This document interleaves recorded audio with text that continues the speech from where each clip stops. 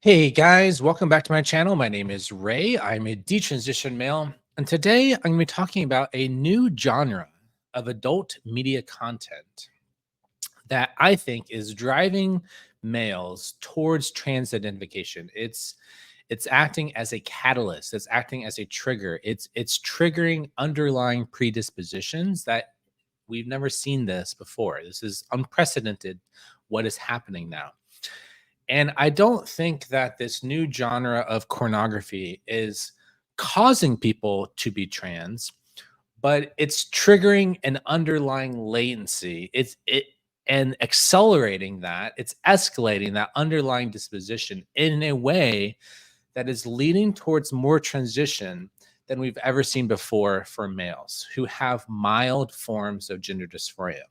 Let me be clear. I'm not saying that this adult media content completely generates the dysphoria out of nowhere. Like, there I think there has to be some underlying predisposition that essentially makes it such that you're more likely to be drawn to that type of adult media content. But nevertheless, I think if you had that same predisposition decades ago when this adult media content variety was not around, you probably would have never been triggered by your environment to develop this intense desire to go down the full-blown transition pathway and seek out hormones and surgery.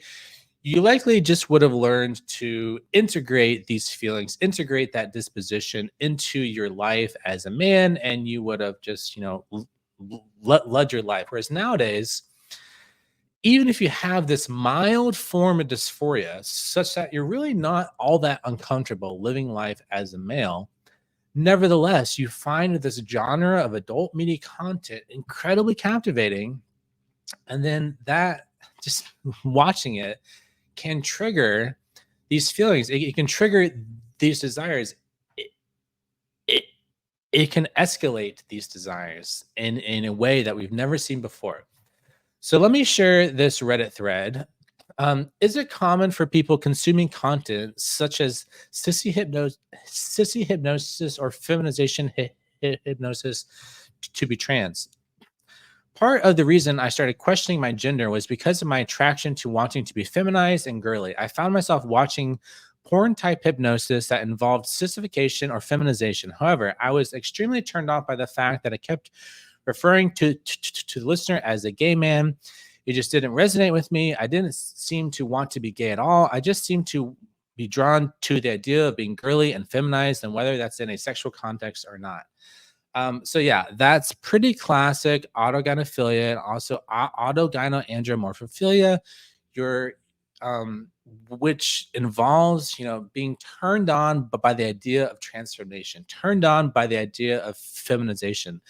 You're turned on by the very thought of that process of being turned from a male to a female. It is the feminization itself. And also, you're attracted to what you're seeing. So the people in this media, they are feminized males, who are often trans women or femboys or whatever. And so you're attracted to that feminized male, but you're also jealous and envious of that feminized male, such that you also want to be a feminized male. It made me sort of happy in a way I couldn't explain. I was turned on by the idea of being a girl and living as one.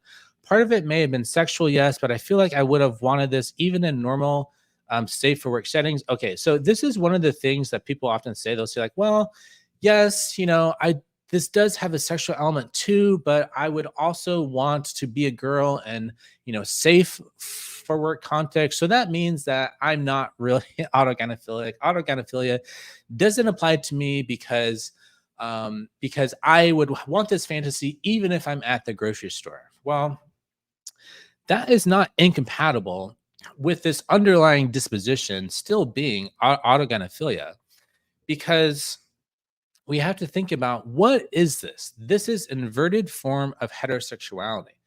And it's a fundamental basic sexual drive. It's what kind of gets you going. It's like your core sexual drive. And so, yes, that core sexual drive is going to bleed out into the rest of your life. It's going to impact more of your life than just in the bedroom. So yes, this underlying drive, it also connects to psychological aspects of our identity.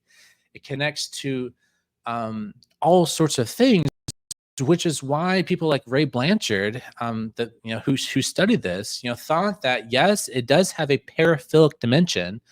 It also has a dimension connected to emotions and attachment and behavior and romanticism and ideation and identity and narratives. And so, in that sense, it's not just a paraphilia; it's a paraphilic orientation. It's both an orientation that structures your entire life and also a paraphilia that takes on these explicitly uh, erotic dimensions. And you can have one without the other. You can have just the erotic side such that you only think about this in sexual context, or you can have more on the only on the orientation side and less on the explicit paraphilia side. But I think it's more common to have both elements at play, but you do see those extremes. um just like living girly and womanly in public but didn't feel safe to. So I think I discovered that I might be trans. Okay, I'm 200% trans. It just makes me wonder if this is a common path for trans people. Is it common for people to consume this kind of content to be trans? Answer: yes. It actually is really common. And that's basically what they say in the thread. I started watching it before I knew I was trans. However, I was super off put by a lot of the degrading or racially motivated content and really loved the empowering, affirming ones. Oh, okay. So you have to understand that there's different types of this sissy hypno adult media content. Some of it is, focused on emasculation, humiliation, sort of um, the idea of being like a failed male or whatever, and sort of leaning into themes like that. For example, there's like racial themes, there's humiliation themes, there's degradation themes, there's sort of being turned into like a gay guy themes. But there's an entire genre of this stuff that is focused on affirming trans feminine identity. It will provide hypnotic content to basically brainwash you into like affirming that, like, yes, you are a woman, yes, you are a girl, turn into a girl, and sort of using the concept of male to female transition and affirming that and creating brainwashing hypnotic content. And I think what people don't realize about this stuff is that this is not just the same old trans corn, the same old trans adult media content that we've seen for decades. This is new. This stuff is highly edited in a way that nothing else like it is. It's highly edited. It's incredibly stimulating. It's incredibly addictive. And it just triggers dopamine like nothing else. And yeah, and the way in which it's hypnotically edited along with this like, pulsating music and trancing, hypnotic like brainwashing content, it can be very powerful. And I think it's, if you have this underlying predisposition and you get exposed to this stuff, it just like puts that trigger in your mind and you can't get it out of your mind. And this is causing people to go down this pathway, and they don't understand what's driving them. They don't understand that this is coming from autogynephilia. They think that, you know, they like go down this pathway and then they fall into trans Reddit, they fall into trans ideology, and they get told a lie about where this all comes from. They say that, well, because this is so common, because we all resonate with this narrative, or many of us resonate with this narrative, many of us found our trans identities through adult media content. They all think this is normal. And then they use the normality of this pathway in order to make the claim that, well, because this is all normal, what's really going on is that, we all have repressed gender identities, and this is just a common outlet. rather than understanding what's really going on, which is that there's an underlying predisposition of inverted heterosexuality called autogynephilia, and then that provides a predisposing factor. And then I think what's not sufficiently appreciated is that autogynephilia comes in a variety of degrees of intensity, and they don't understand that decades ago, the people transitioning had severe dysphoria, severe dislike of their male body parts, for example. Whereas now it's more common, I think, to not have explicit autoandrophobia, to not have explicit, disgust and dislike of the male body, to not even have that much dysphoria. But this genre of corn, it generates so much euphoria that the euphoria draws you into the transition pathway. So it's not so much that you're being driven to it from the dysphoria. It's that you're being drawn to it. You're being pulled into it from the euphoria, and part of the euphoria comes from how much euphoria you experience while consuming this adult media content. Um, Society often really pushes back against the idea that transitioning and giving up masculinity is something that someone should ever choose to do. A lot of us, especially early on, carry a lot of internalized shame because of that. But hypnosis or forced feminization content kind of takes the responsibility for that away. The characters in that sort of content is feminized, which is appealing for a trans feminine consumer, but it's also being forced upon the character, so the consumer doesn't have to feel ashamed about putting themselves vicariously in their shoes and enjoying it. I think this is like way too complicating what's going on. What's really going on is that you have the fetish for transformation, you have attraction to the shemale body, and you have envy of the shemale body. That's pretty much most of what's going on, because this is a sort of internalized attraction. You have attraction, you have a paraphilic kink in the shemale body and the femboy, and then you want to be the femboy, you want to be the shemale. And that, I think that's what's more straightforwardly going on. Not this like, oh, I'm ashamed to be feminine, and because it's forced, it takes away my responsibility. I think that's not really what's going on. Something I can't help think about is that fetishes like these probably aren't fetishes. I feel like most of, not all, fetishes are a form of sexual coping mechanism for ourselves. So this is like another thing that's commonly said, that this is in fact the most common explanation of why the fact that for so many trans women, even though this is a common pathway into trans identification, it's very common for trans women to ask the question before they transition, like, is this just a fetish? If you go on trans Reddit and you search just a fetish, you'll find many threads of people asking themselves, is it just a fetish? And pretty much everyone agreeing that this is an incredibly common question for people to ask themselves prior to developing their trans identity. And what they'll say is that, well, this isn't actually a fetish, because fetishes are really sexual coping mechanisms for these repressed identities. So we have these repressed gender identities, and the fetishes are just a sexual coping mechanism for that, trauma, or, shame, or, that identity that's like repressed.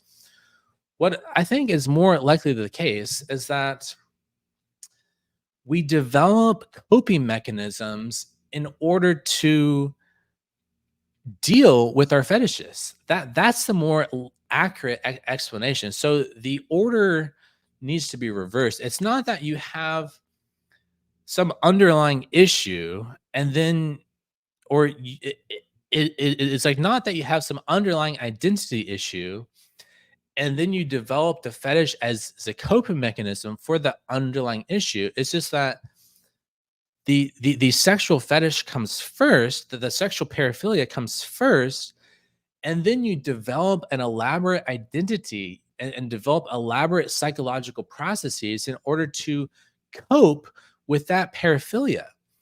And the trans identification is one of these coping mechanisms. So it's actually, the trans identity is a coping mechanism for dealing with one's underlying sexuality. That is the actual proper order of operations, the causal story here. So the fetish comes first, and then you develop a lot of elaborate psychological processes in order to deal with that, to integrate that, to and I think the term fetish here is misleading because when you think of fetish, you tend to think of something that's more simple, like having like a latex fetish or having like, a thing for, I don't know, feet or something where it's like one dimensional. It's very simple. It's like focused usually on like a non-human object of some kind, like clothing, material, or an object.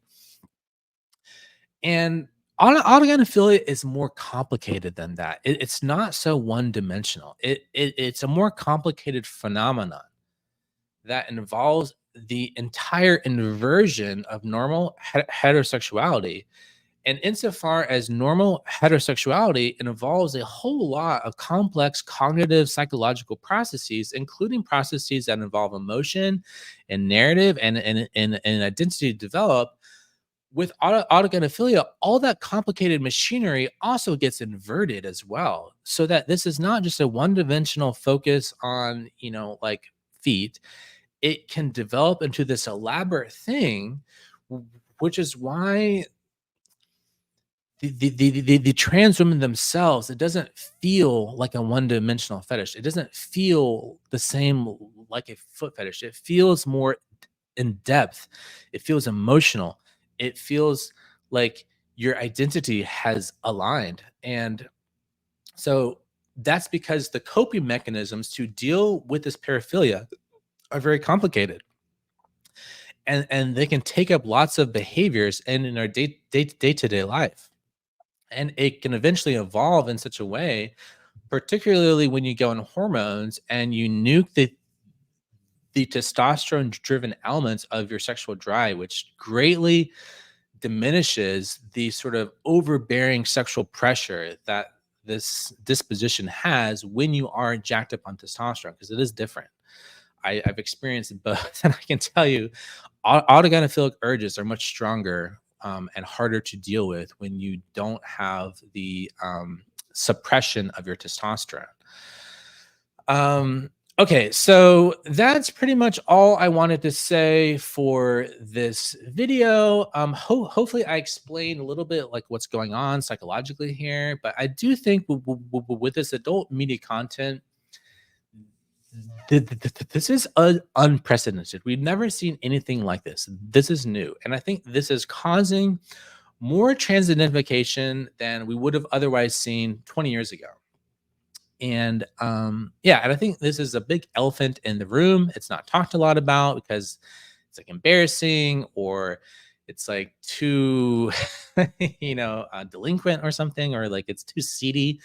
Like and I didn't even get into like half of it. I mean, like I'm like scratching the surface here and trying to keep it like safe for work, because like if I really wanted to like expose the seedy underbelly of how, this kink stuff, leads to trans identification, I would like deep dive into like the not safe for work side of like Reddit and all this stuff, and show what's really going on, but I can't because it's YouTube. I got to keep it PG-13. So all right, but hopefully this was helpful. So all right, that's it for this video. Thanks for watching. Take care. Bye bye.